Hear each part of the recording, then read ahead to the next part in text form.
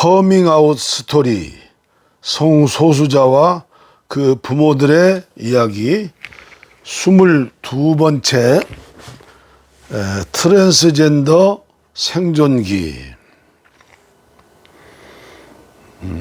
마틴이라는 이름을 가진 성소수자의 간증입니다. 트랜스젠더 생존기. 걱정이 만든 잘못된 결심. 걱정이 만든 잘못된 결심. 우리 가족은 적어도 내 생각엔 평범한 가족이었다. 어릴 적 이야기라 나는 기억나지 않는 일이지만 아빠에겐 남자 형제밖에 없기 때문에 할아버지는 막내 손녀로 태어난 나를 귀한 딸로 여기셨다고 한다. 나는 중학생 무렵부터 머리를 짧게 자르고 교복 말고는 치마를 입지 않았다. 그냥 그게 더 좋아서였는데 스스로 좀 더 여자다워질 필요가 있다고 생각한 나는 일부러 집 근처 여고에 지원했다. 여자애들만 있는 환경에서 지내면 여자로 사는 것에 익숙해질 거라고 생각했기 때문이다. 그 무렵 이전에도 조금 다른 취향 때문에 소외감을 느낀 적은 있었지만 별건 아니었다. 고등학교 1학년 때 내 정체성을 깨닫고 나서 겪은 변화에 비해서는 나와 같은 사람들, TV에서나 나오던 성소수자가 아닌 나와 비슷한 삶을 살아가는 청소년 성소수자를 처음 만난 건 인터넷 익명 커뮤니티에서였다. 나는 나만 느끼는 줄 알았던 이질감, 그래서 아무에게도 말하지 못했던 경험을 익명의 사람들과 서로 털어놓는 것만으로 가슴이 벅차 올랐다. 하지만 처음으로 혼자가 아니라는 사실을 깨달아서 사라진 외로움만큼 두려움이 다시 생겨났다.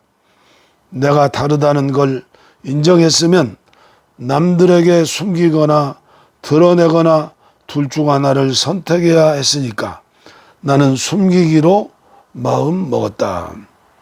내가 커밍아웃 하지 않겠다고 다짐한 까닭은 평화를 깨고 싶지 않아서였다. 가족들에게 나는 딸이었고 손녀였으며 여동생이었다. 10수년 동안 가족은 물론 나도 믿어 의심치 않았다. 하지만 그걸 부정해버리면 지금까지 쌓아왔던 관계가 무너져 내리고 가족들이 날 낯설어 할까봐 두려웠다. 그러니까 나만 말하지 않으면 지금의 평화를 유지할 수 있다고 생각했다. 하지만 아니었다. 내 정체성을 알게 된 순간 나는 이미 달라져 버렸다. 오히려 그걸 숨기려고 애쓰는 모습을 가족들은 더 낯설어 했다. 그저 평소 같은 하루하루를 보내면서도 예전에 깨닫지 못했던 여자라는 틀, 그 안에 내가 갇혀 있다는 걸 매 순간 느꼈다. 나는 사소한 일에 날카롭게 반응을 하는 것처럼 보였다. 가장 중요한 비밀을 들키지 않기 위해 매사에 신경을 곤두세워야 했다. 숨쉬기도 힘들 정도로 꽉 조이는 압박 브라를 한여름에도 입었고 우울증은 점점 심해져 거의 1년 동안 아무것도 하지 못하며 보냈다.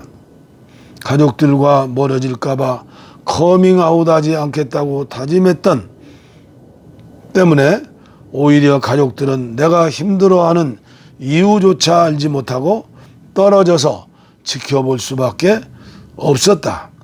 더욱이 가족들이 나를 의식하는 게 느껴질수록 마음엔 부담이 늘어났다. 악순환은 그렇게 계속되었다. 끊임없이 계속되는 진정성에 대한 의심.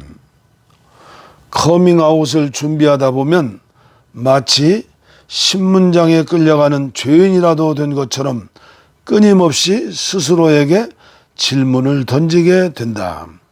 커밍아웃 하려는 상대방이 어떤 반응을 보일지는 말하기 전까지 모르니 언제나 최악의 상황을 각오하고 온갖 질문과 대답을 상상해 본다. 그 중에 대부분은 자기 자신의 존재를 의심하는 질문이다. 사실 나는 문전박대 당할지도 모른다는 걱정은 하지 않았다. 내가 성소수자라는 사실을 알기도 전부터 부모님은 퀴어 프레이드에 가본 적이 있으셨고, 커밍아웃 하자마자 들은 말도 네가 성소수자라고 쫓겨나기라도 할 거라 생각했냐? 는 농담조의 반문이었다. 하지만 상대가 누구든 커밍아웃을 쉽게 할 수는 없다. 가장 가까운 사람에게조차도 어렵다. 아니, 오히려 오래 알고 지냈을수록 어려울지도 모른다. 게다가 부모님이라면 태어나서부터 지금까지 너는 기억도 안 날 정도로 어렸을 때부터 평생을 딸로 키웠는데 이제 와서 여자가 아니라고 하며 내 말을 믿지 않을지도 모른다는 게 가장 큰 걱정이었다. 더군다나 나는 스스로도 트랜스젠더라는 확신을 갖기까지 오래 걸렸다. 나조차 내가 성소수자라는 사실을 믿기 어려웠기 때문이다. 통상적으로 트랜스젠더의 고정관념과 나는 많이 달랐다. FTM 트랜스젠더, 즉 트랜스 남성이라고 하면 어려서부터 원피스를 싫어하고 남자애들과 어울려 놀았다는 경험담이 너도 나도 나오는데 나는 아니었다. 분홍색을 싫어하지도 않았고 여아 취향에 만화는 좋아하기까지 했다. 운동은 잘 못하고 거친 놀이는 무서워서 남자보다는 여자와 어울리는 것이 더 편하고 말도 잘 통했다. 중학교 동창인 친구에게 커밍아웃 하고선 네가 내 친구들 중에 제일 여성스럽다고 생각했다는 말까지 들었다. 한때는 이런 내 성향과 정체성의 괴리에 혼란을 느껴서 남자다운 취미를 갖지 않으면 트랜스젠더라고 할 수 없다고 생각할 적도 있었다. 지금의 나는 여자로 착각하고 살아왔기 때문에 이런 취향을 주입당한 거라고. 그래서 내가 상상하는 트랜스 남성의 모습, 있는 그대로의 내 모습을 버리고 그 이상으로 마초같이 보이려고 노력했다. 하지만 그것도 상당한 스트레스였다. 벽장 속에 있는 성소수자가 성소수자처럼 보이지 않으려고 애쓰는 것만큼 대놓고 성소수자처럼 보이려고 애쓰는 것도 힘들긴 마찬가지였다. 세상이 생각하는 이상 속의 트랜스젠더는 세상이 생각하는 이상 속의 트랜스젠더란 하지만 한번 생각해 보면 조용하고 내성적인 남자는 존재하지 않는가 하면 그것도 아니다. 다소 드물긴 하겠지만 여자친구가 더 많고 취미도 여자 같은 남자도 물론 있다. 바로 내가 그렇듯이.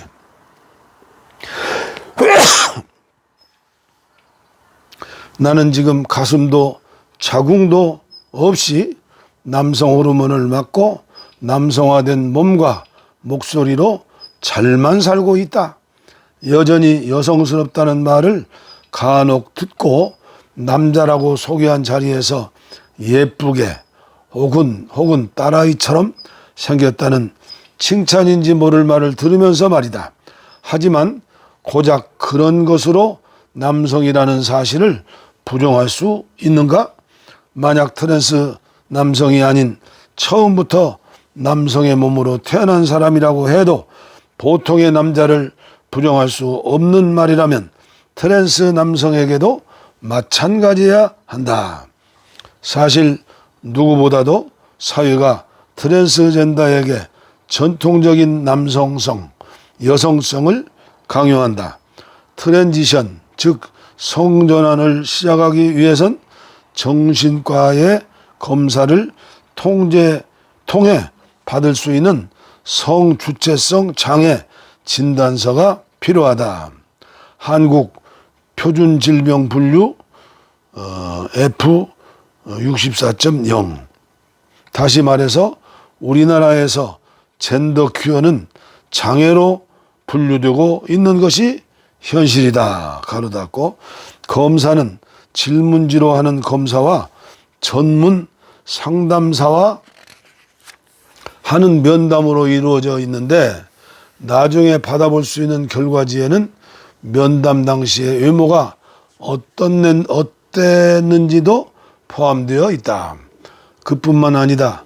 원하는 성으로 사회생활을 하기 위해 가장 중요한 절차, 법적 성별 정정의 과정에는 지방법원 판사와의 면담을 거쳐야 한다. 물론 무작위로 배정된 판사가 성소수자에 대해 어떤 관심을 갖고 있을지는 운에 맡겨야 한다. 운에 맡겨야 한다. 단 몇 분의 면담 시간 동안 판사 눈에 만족스러운 남자 혹은 여자의 모습으로 보이지 않는다면 결과는 기대하기 어려울 것이다. 게다가 성소수자에게는 윤리적인 완벽함도 요구되는 경우가 있다. 어떤 사람들은 자신에게 해롭지 않은 좋은 성소수자만 존재를 인정한다. 얼핏 보기에는 성소수자를 받아들여주는 것처럼 보인다. 이런 사람들이 생각하는 좋은 성소수자란 자신 눈에 보이지 않는 성소수자만을 의미하는 것이나 마찬가지다. 어떻게든 성소수자를 혐오하는 명분을 만들려는 사람은 성소수자 개인의 잘못을 성소수자 모두의 단점으로 취급한다. 만약 같은 논리대로라면 세상의 수많은 비성소수자는 문란하고 이성을 성추행하는 데다가 성병을 옮기고 청소년을 바른 길로 빠져들게 하는, 나쁜 길로 빠져들게 하는 집단으로 불려 마땅할 것이다. 현실의 성소수자들이 이런 말을 듣고 있는 것처럼 이는 가족에게 커밍아웃을 해야 할 때도 비슷하다. 언젠가 성소수자 부모 모임에 보수적인 부모님에게 어떻게 커밍아웃을 해야 이해해 줄지 고민하는 당사자가 온 적이 있다. 그때 모임에 있던 사람들은 평소에 부모님에게 좋은 모습을 보여서 신뢰를 얻으라는 조언을 했다. 도움이 아주 안 될 만한 조언은 아니지만 나오는 대답이 대부분 그런 것뿐이라는 게 마음에 들지 않았다. 아무리 좋은 자식이 되려 한들 어떻게 완벽해질 수 있겠는가? 성소수자가 아닌 사람도 모두의 호감을 얻을 수는 없는데 성소수자라고 다룰 수 있을까?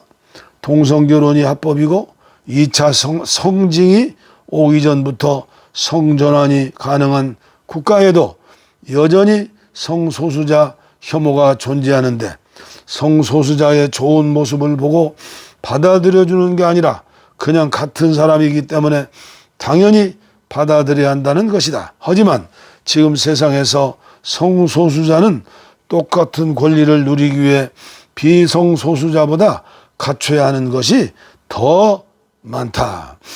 인정받기 위해서 나에게 가혹해지지 말자. 인정받기 위해서 나에게 가혹해지지 말자. 모두의 기대에 나를 맞출 수는 없다. 이 책을 읽는 성소수자들이 남의 마음에 들기 위해 너무 힘들어하지 않았으면 좋겠다.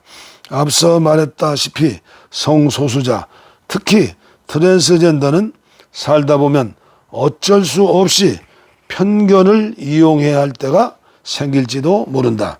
정신과에서나 법원에서나, 그리고 그게 자신의 모욕적으로 느껴질 수도 있다.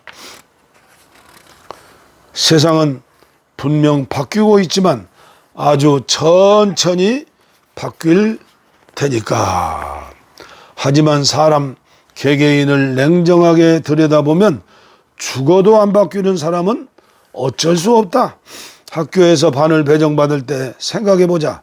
다른 환경에서 다르게 자란 사람들이 한 교실에 무작위로 수십 명씩 나눠진다. 한 반에 모인 사람은 모두 다 제각각이다. 그중 몇 명과는 마음이 맞아서 평생 친구가 될지도 모르고 몇 명과는 평생 잊지 못할 원수가 될지도 모른다. 가족과의 궁합도 다를 바 없다고 생각한다. 한 부모에게서 태어난 자식이 부모와 같은 시스젠더 이성애자일지 성소수자일지는 오직 우연이다. 같은 집에서 사는 사람들이라 해도 집 밖에서 보고 듣고 생각하는 것은 저마다 다르다.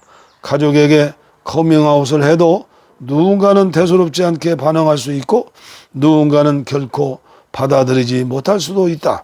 시간을 들이고 설득을 거쳐야 이해하는 사람이 있는가 하면 그렇지 않은 사람도 있을 것이다.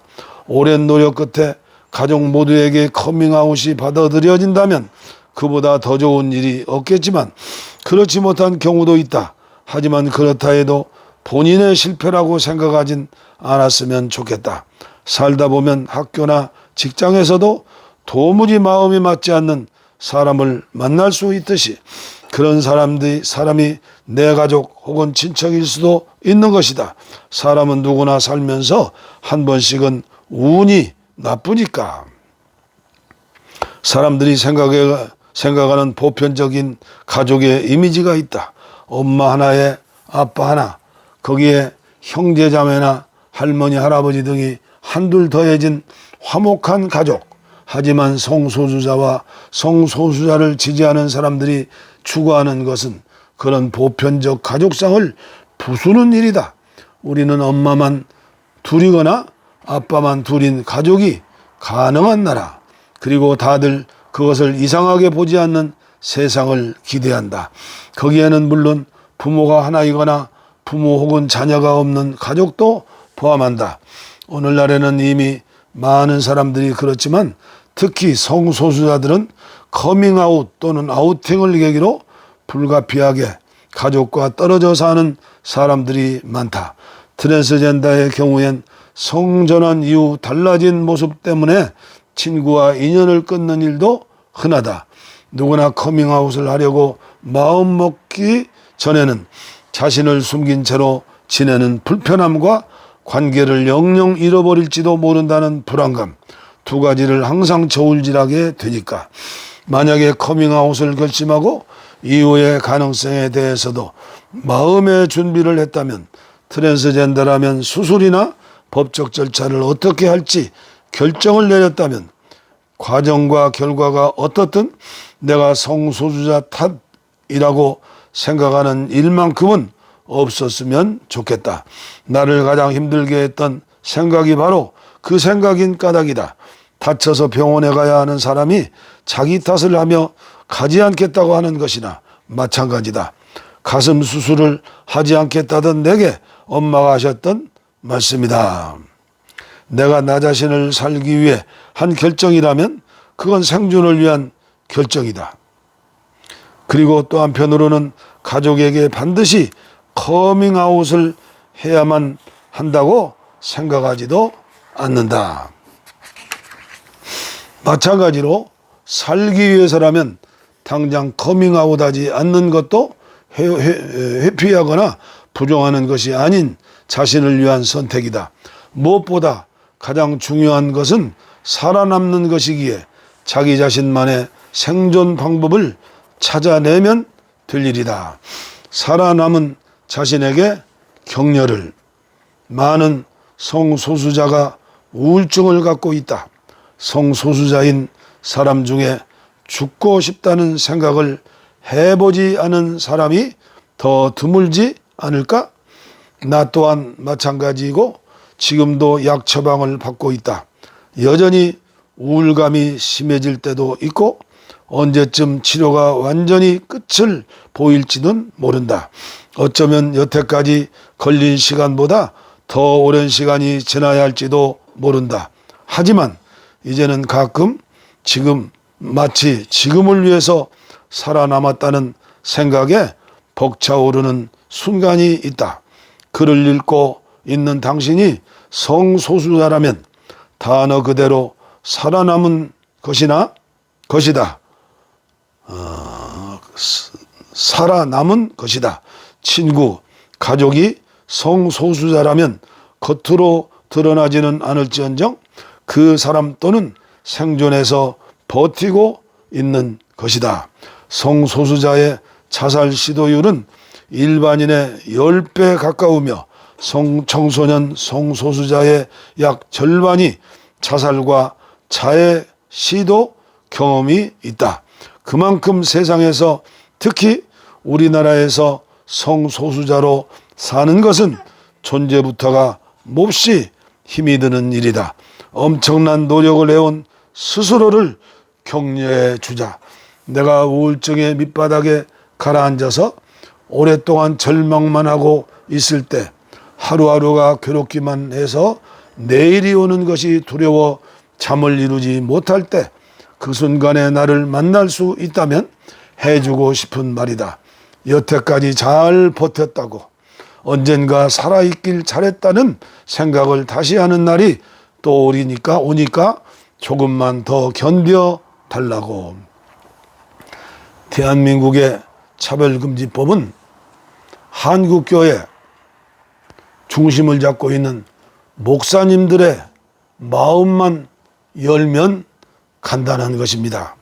이 안타까운 성소수자의 메시지, 아픈 마음을 어떻게 치료해 주겠습니까? 그들이 일반인들보다 자살률이 10배나 많다고 하면 또 자해자들도 많다고 하면 간접 살인은 아닐까 생각해 봅니다. 강도 만난 이웃 누구입니까? 예수님이죠. 예수님을 전하는 우리 한국의 모든 교회 목회자들이 가정에서도 슬픈 세월을 보내고 이렇게 안타까운 마음을 글로 써내는 겁니다. 저는 지금까지 글을 읽으면서 어떻게 성소수자들이 이렇게 글을 잘 쓸 수 있을까? 그들의 어머니 아버지들이 글을 잘 쓸 수 있을까? 수많은 고난을 겪었기 때문에 진주 조개처럼 영혼에서 나오는 글이 아닐까, 그런 생각도 해봅니다. 왜 우리나라는 성소수자가 국회의원이 되지 못합니까? 총리가 되지 못합니까? 장관이 되지 못합니까? 교수가 되지 못합니까? 왜 떳떳하게 살지 못합니까? 국민소득 3만 불을 넘고 이번에 코로나19도 세계적인 한국의 방역으로 소문난 나라 아닙니까? 요한1서, 요한2서, 요한3서, 요한3서를 읽어봅니다.